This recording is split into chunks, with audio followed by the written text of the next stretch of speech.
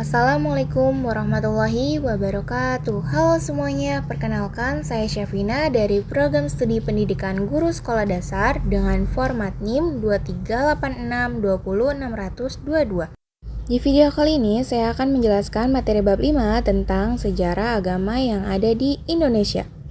Jangan lupa ya tonton videonya. Dadah!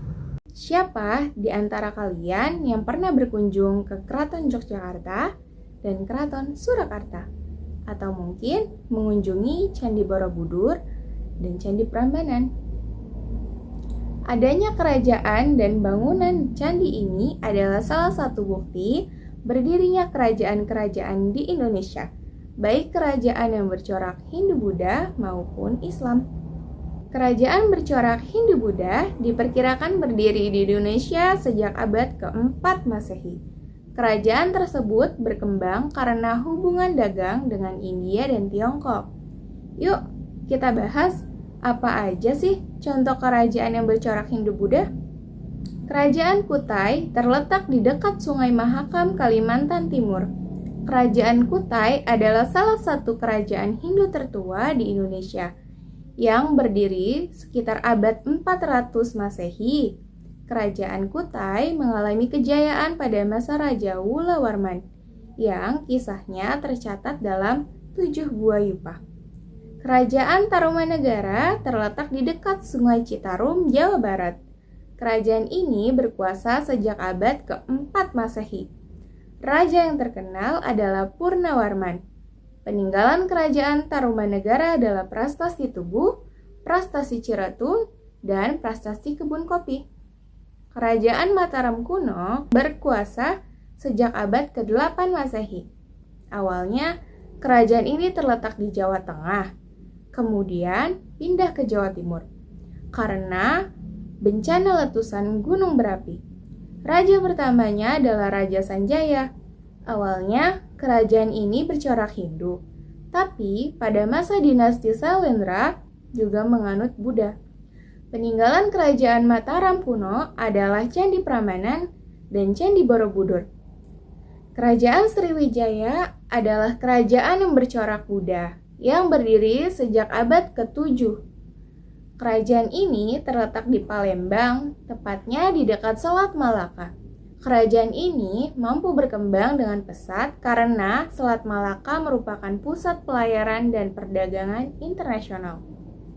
Raja yang terkenal adalah Raja Balaputradewa. Peninggalan kerajaan Sriwijaya adalah Prastasi Kedudukan Bukit dan Prastasi Kerajaan Singosari yang terletak di Malang, Jawa Timur. Kerajaan ini didirikan oleh Ken Arok pada abad ke-13.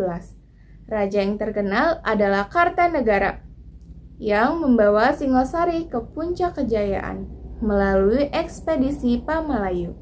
Peninggalan kerajaan Singosari adalah Candi Jago, Candi Kidal, dan Prastasti Kadadu. Kerajaan Majapahit berdiri sekitar tahun 1293 sampai 1527 Masehi dan berpusat di Jawa Timur. Kerajaan ini didirikan oleh Raden Wijaya dari Kerajaan Singasari. Kerajaan Majapahit adalah kerajaan Hindu-Buddha terakhir yang menguasai Nusantara dan dianggap sebagai kerajaan terbesar. Kekuasaan Majapahit. Kekuasaan Majapahit terbentang dari Jawa, Sumatera, Semenanjung, Malaya, Kalimantan hingga Indonesia bagian timur. Pada masa kepemimpinan Hayam Wuruk dan Mahapati Gajah Mada inilah Majapahit berada. Di puncak kejayaan, peninggalan kerajaan Majapahit adalah Candi Tikus dan Kitab Sutosoma.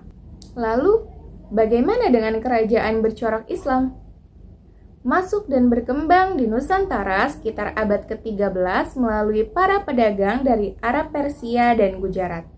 Yuk, kita bahas apa aja sih contoh kerajaan yang bercorak Islam? Kerajaan Islam yang awal muncul adalah Kerajaan Samudra Pasai di Aceh. Kerajaan ini didirikan sekitar tahun 1267 Masehi oleh raja pertamanya Sultan Malik As-Saleh. Kerajaan Samudra Pasai mengalami kemunduran setelah Portugis menguasai Selat Malaka. Tradisi dan kekuasaan Samudra Pasai kemudian dilanjutkan oleh Kerajaan Aceh. Peninggalan Kerajaan Samudra Pasai adalah makam Sultan Malik As-Saleh dan koin dirham. Kerajaan Islam pertama yang muncul di Pulau Jawa adalah Kerajaan Demak. Semula Demak merupakan salah satu wilayah di bawah kekuasaan Majapahit. Kerajaan ini didirikan sekitar tahun 1475 Masehi oleh raja pertamanya Raden Patah. Peninggalan Kerajaan Demak adalah Masjid Agung Demak. Kerajaan Mataram Islam terletak di kota Yogyakarta. Kerajaan ini didirikan tahun 1586 oleh Ki Ageng Pamanahan. Namun, pada tahun 1755 melalui perjanjian Giyanti, Kerajaan Mataram Islam terpecah menjadi dua bagian. Kerajaan yang dipimpin oleh Pakubuwono berkedudukan di Surakarta dan kerajaan yang dipimpin oleh Mangkubumi berkedudukan di Yogyakarta. Peninggalan Kerajaan Mataram Islam adalah Masjid Kota Gede. Kerajaan Ternate berdiri sekitar abad ke-13 di Maluku oleh Mbah Masyur Mahmud. Kerajaan Ternate berkembang menjadi kerajaan Islam yang maju dan paling besar di wilayah timur. Hingga kini, Kerajaan Ternate masih ada meskipun tidak lagi memiliki kekuasaan politik. Kerajaan Tidore berdiri pada tahun 1486. Kerajaan ini memiliki puncak kejayaan pada masa Sultan Nuku yang mampu mempersatukan Kerajaan Ternate dan Tidore, serta mengusir Portugis dari Maluku. Peninggalan Kerajaan Tidore adalah Benteng Torre Tahula dari Istana Kodoto Kie. Kerajaan Banten terletak di Banten. Kekuasaan Kerajaan Banten meliputi sebelah barat pantai Jawa sampai Lampung. Kesultanan Banten didirikan oleh Maulana Hasanuddin pada tahun 1552. Peninggalan Kerajaan Banten adalah Masjid Agung Banten. Kerajaan Gowatalo adalah kerajaan kembar yang bersatu dan terletak di Makassar, Sulawesi Selatan. Kesultanan Gowatalo mencapai puncak kejayaan pada masa Sultan Hasanuddin, yang dijuluki sebagai ayam jantan dari timur. Peninggalan Kerajaan Gowatalo adalah Istana Balalampoa dan Masjid Katangka. Hai, terima kasih sudah menyaksikan video pembelajaran yang saya jelaskan. Kiranya itu saja yang dapat saya sampaikan. Kurang lebihnya mohon maaf. Billahi taufiq wal hidayah. Wassalamualaikum warahmatullahi wabarakatuh. See you.